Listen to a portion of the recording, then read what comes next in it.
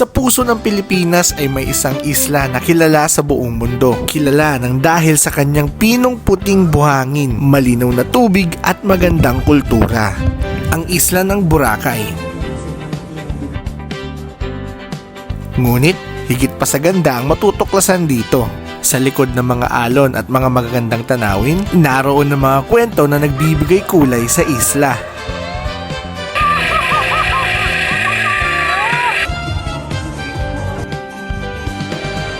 Kaya naman for this episode, tara, samahan nyo akong lakbayin ang tunay na Boracay.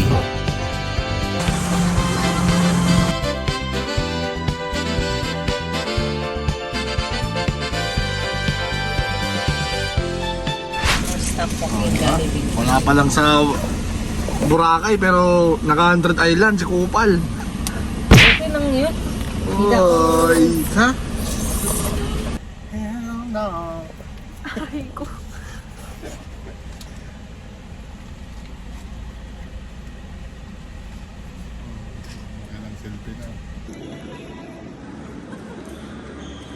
Boy, Boracay pupuntahan mo. Ba't 100 Island yan?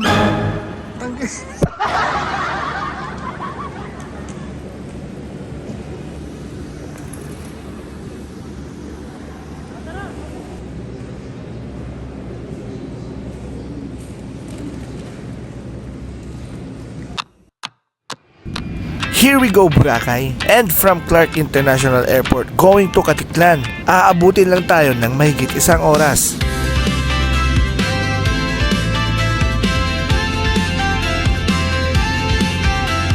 Parang napakaliit ng mundo, no? Mula rito sa taas. Mga bahay, kalsada at sasakyan ay nagmistulang maliit na laruan. Dito ko din na-realize kung gaano kalawak at kaganda ang mundo.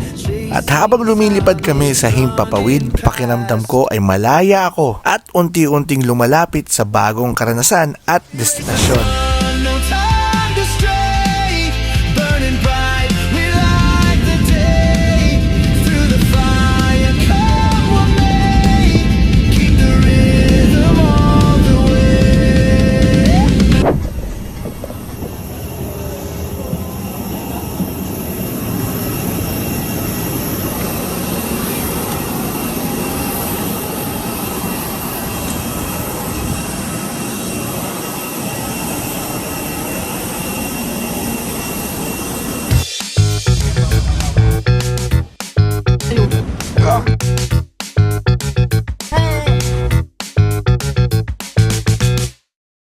Kuya Kim, saan na tayo Kuya Kim? Paglapag ba ng Caticlan Airport ay Boracay na?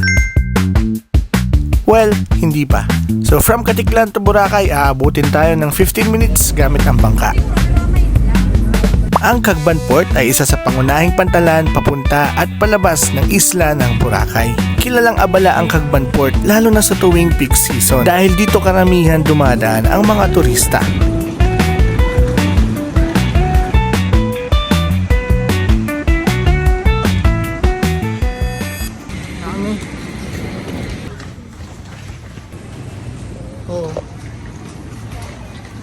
At matapos ang ating biyahe, makakapagpahinga na tayo dito sa hotel.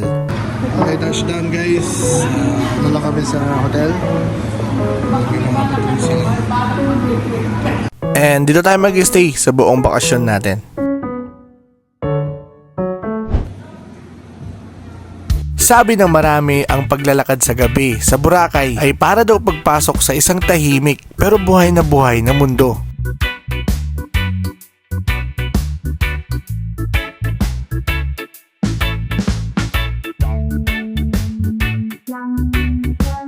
Hey guys, gabi na nung nakarating tayo dito sa mismong Boracay. So bukas na tayo magbablog na. Yes, Bukas na kasi magagay na madilim na. Kita nyo naman Kita yung sa lang master. So ngayon, kakain lang muna kami. Bukas na tayo magbablog talaga.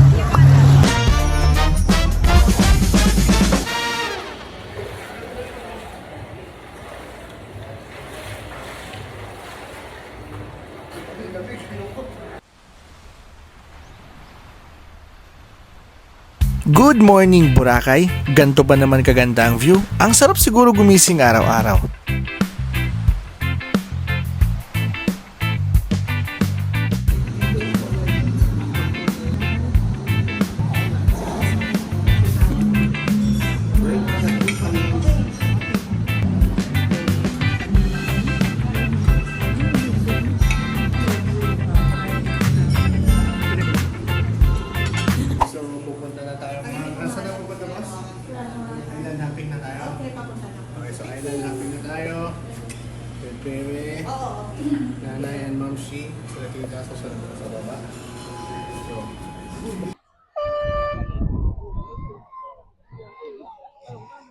Grabe oh.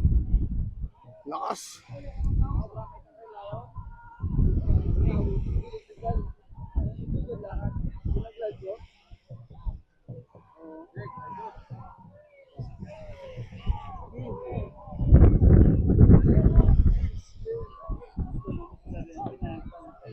Punta na tayo sa ating island hopping with them.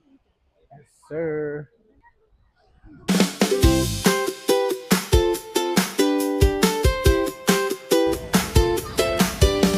Saan punta? Sandbar. Sabi sa sandbar.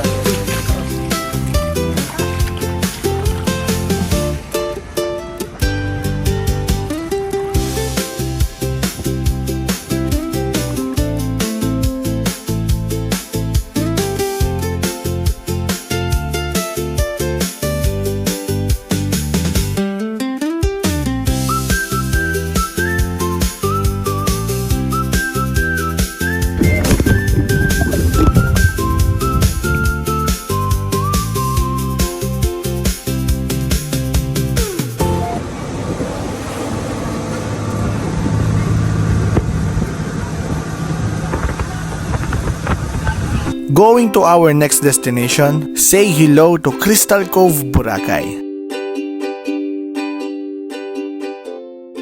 Experience natin ang relaxing island vibes habang nag-explore ng magandang paligid ng Crystal Cove.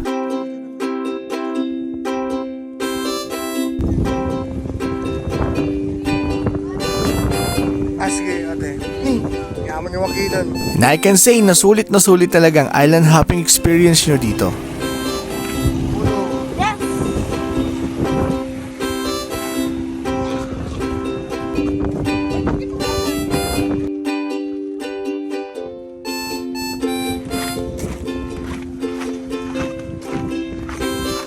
Ang putangan niya, Mal. Bakit? Dito sa Boracay, meron silang kasabihan. The more you spend your money, the more it will make you happy. Sa madaling sabi, mapapagastos ka talaga. Pero panigurado ako, sulit na sulit naman ang memories na may iwan mo sa Boracay.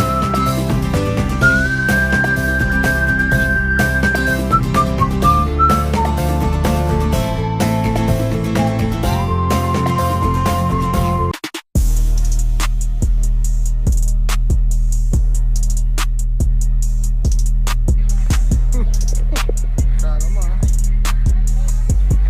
Wala lang.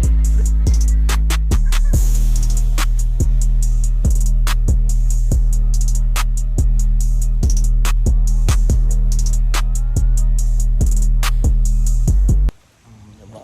Mga early bird sila tulog pa. Si nanay, oh, kasama na namin. Nag-walking na. First time din ni Jan ang ganito kaaga na. Napilit.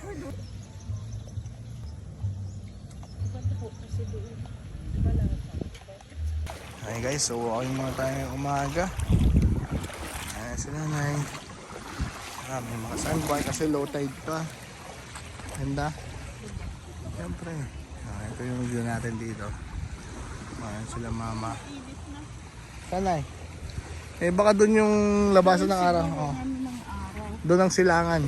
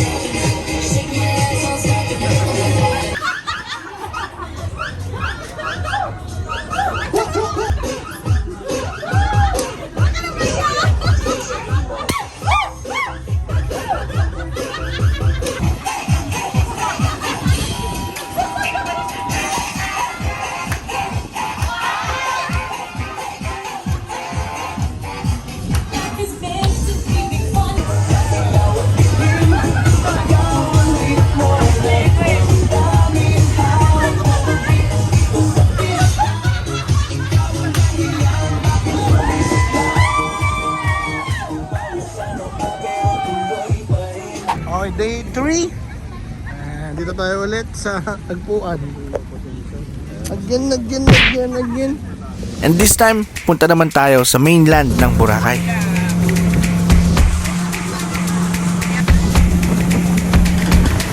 And sakay ng speedboat going to mainland, samahan nyo kami sa isang unforgettable adventure. And for this part, puntahan naman natin yung mga hindi masyadong napapansin ng mga turista dito sa Boracay.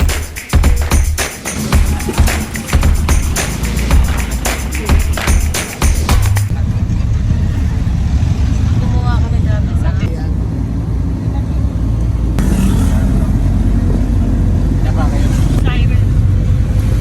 Next na ano natin doon.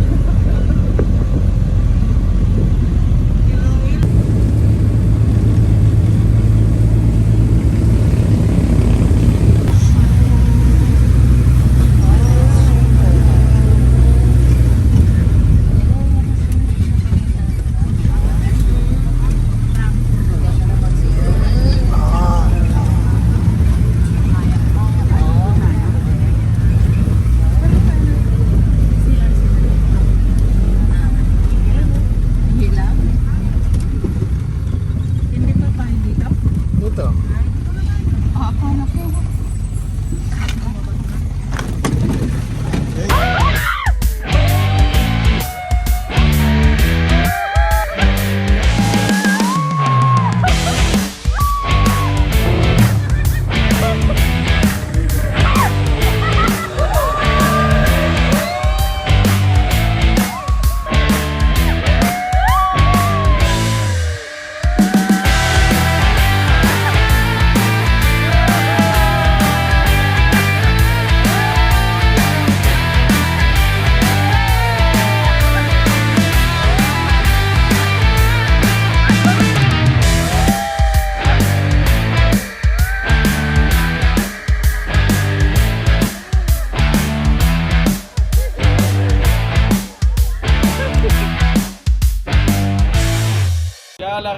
Eh, okay, hindi ko daw.